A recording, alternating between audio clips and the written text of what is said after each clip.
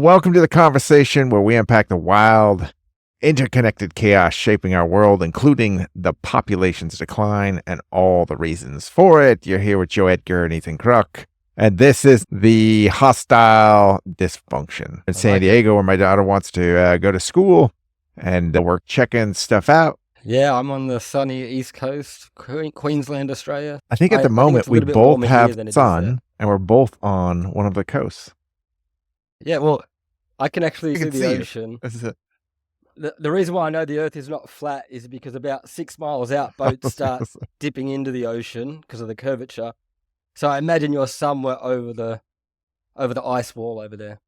Now I can see you straight. It's once they turn the lights off, then you're straight across to the other side. So yeah, we got to get somebody on with the flat Earth. You know, my brother is a flat Earth. I've been warned. I haven't talked to him about it, but both of them. I have had 2 siblings tell me, like, don't bring it up. Like it's very serious. Yeah.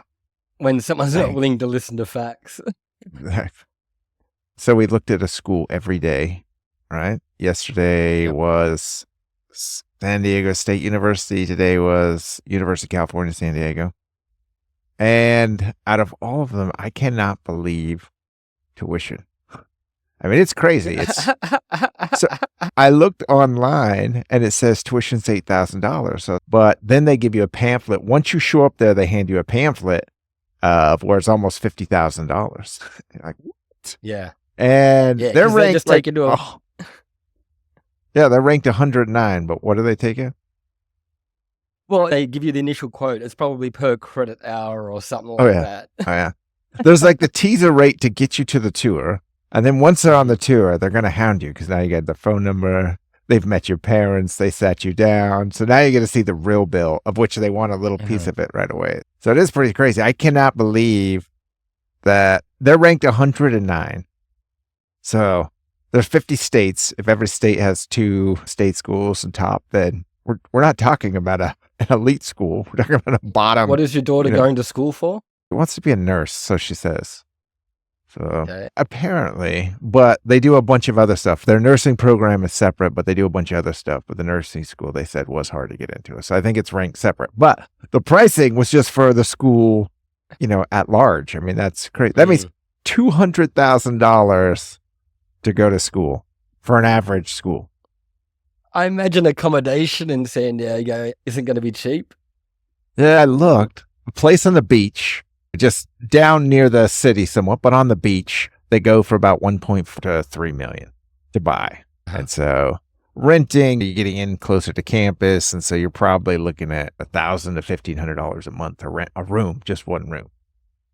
There's definitely some expense going on there. And if you were to take on $200,000 in debt, and then a lot of these kids end up majoring in something like arts and humanities, how exactly are they planning to pay this back? This doesn't make any sense. Isn't there always a promise of... Oh, yeah. There's like the guarantee, right? Well, but also, people under the Obama administration, they were talking about forgiving debts, right? These debts don't even exist to the students, is what I'm saying. Well, so there used to be private companies that were financing student debt. And then under Obama administration, they made it all public. So all student debt went public. Under the Biden administration, they tried to forgive $9 billion worth of student debt. And so then there was lots of dispute about it, which student debt is one of those things where when you're a student, you take it on, it's great because it's one of those, buy now, pay later, like any loan. But it's amazing when you're a student because you think it's free money. And then the end kicks in later. Well, this is the thing. A lot of students are probably getting into debt for school before they're getting into debt for their first credit card. Exactly. Well, I don't know why how credit works. I mean, it seems like it should be something that you underwrite. Like if you're going to go into arts and humanities, I don't know what the average wage is, but let's just say when you're all done, you can make $50,000 a year.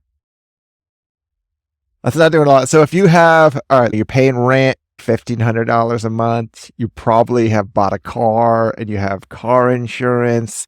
You got a little bit of credit card debt. You got some food. You're trying to go out. Take home pay is probably only like $3,500 a month. So you're broke. And now you have to pay off $200,000 in the student debt. That's crazy. I don't know why, because my daughter is definitely trying to convince me, oh no, political science. I'm like, political science? Listen, for $200,000, you are not going to study political science. I was like, you have the rest of your life, unfortunately, to study that. And there's Twitter. You can learn all you need on Twitter. Yeah, you can get a PhD in that. I don't know how exactly someone is supposed to be able to afford. Forget buying a house. Average house in the U.S. is $420,000. It's the currency. I think you have no idea about the housing demand in Australia.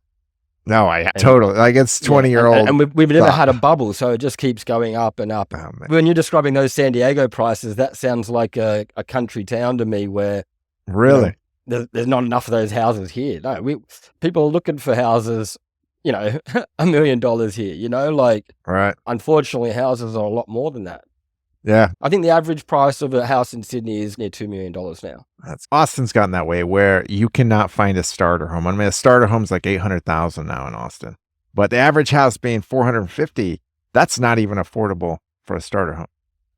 $1 million house anywhere near Sydney is a house in the ghetto that you're going to have subsidized renters come in. And what's the Australian exchange? Yeah, we're getting smacked right now. I remember it was like 2-1 in the day. So it's at one point we were 50. Yeah, 0.5. We've been close to the dollar there too. We were getting up high before COVID. We were doing really well, like everyone else. So you're talking about what, $3 trillion? I don't know. They spent a lot, and I don't know how they plan on paying it. Well, I think they were pretending that it wasn't happening the whole time they were spending it. Some of that too. Alone, Biden was pushing $4 trillion after 4 years. It's almost like they were trying to crack the dollar, huh? Yes, and they have most recently. I mean, it had to come back. But last week, the Federal Reserve met. They decided they're going to hold interest rates steady. They are downgrading basically the U.S. economy, saying this tariff conversation is really making us uneasy. So we may be on the verge of a recession. So they've now lowered growth to less than 2%. Markets are down. So, I mean, ultimately, the question here is, after seeing all this, is can a guy still get a girl in his 20s? I mean, marry her, have kids, or is this possible or more attractive in your 20s? So you can really sell the marketing push, right? You can lie to each other and you'd be like, we're hot right now. And then you don't have the reality that hits in the 30s, So having children then and locking it up is definitely something there. So I wonder if this is part of this popular decline, is that 20s are no longer something that's even considered. And then they get in their 40s. And you now have people who, then they become more snooty and more selective because, we become less attractive in our 30s. Yeah, different social classes, but there's also different lifestyle groups, right? Like religious people probably, are better at building networks. And so per capita, you probably see more young people by networks growing up financially more children, aware, like and Muslims and capable. Mormons, lots of children. So that's their own network. 100%. Right? All my cousins that are active Mormons are getting married in their 20s. So yeah, it goes against what you're saying. But then the norm is, the norm doesn't even consider marriage as part of the plan necessarily anymore. Marriage might be part of your journey. Like if you want to become a doctor, like, when I was growing up, everyone was going to have families, whether you were religious or not. Now, the choice to make a family is almost like a choice to join a religion. Culturally, a lot of people that aren't having children are almost anti-children in the way that their worldview is. Some of their reasons for not bringing children into the world is because they don't trust themselves to speak. They see the corruption and they don't want to be involved, so they don't want to bring children into that. I think there is a financial strain on raising a family young. Well, that last point you brought up, I mean, that's almost like a protest vote. It is 100%. Made the world so I want to bring him into this. I see a lot of the woke agenda is doing that, right? The woke agenda is basically a revolt against old or the traditional Western values in society. It's their way of ending it, right? It's like societal suicide, one mass, let's just make ourselves extinct. If you do have a group that is going to proliferate, then you're ultimately going to be outvoted. I read... Which right Africa. Africa is having children. Ethiopia is 7. Their fertility rate is 7. Didn't China start having children again? No. China's still shrinking. They shrunk by 650,000 last year. They're begging people to have children. They've made a national... Russia made a national holiday, and it never worked. Begging people to have children. When I was going to school... I don't know if this was true, but what the TV was telling me was that you could only have one child in China. That was true for many years. Be begging for children now. Aren't they the biggest, or if not the biggest, the second biggest population on the planet? Yeah, I think India's now passed them just because they've had population decline. But Japan shrunk by 500,000. China shrunk by 650,000 in 2024. Russia was a third. It shrunk by 450,000, not including injuries in the war. Populations are shrinking. China, I think it's by 2050, it'll be like half its population. Population decline is big. And Croatia and Italy are facing it, not by the same numbers that the top ones are, but they're facing population decline. Italy, because their median age is like 80 or something. It's much older. And Croatia, too, hasn't grown. So both of those, you can buy some of these houses where you buy them for $1. You have to agree to live there. You have to agree to fix it up. You have to live there for 6 months, but you can buy these old country cottages and fix them up for $1. I haven't bought one yet, but I have heard about it, checked them out. I was like, it sounds like too much regulation to go and do. I think this is a big challenge for Europe that Australia and America kind of doesn't face in a similar way, is that a European, if you want to get work outside of your country, it becomes challenging too, right? Whereas in America, there's 50 states. So, and I think that goes back to in the last episode when you were talking about venture capitalism and how that's probably saving America.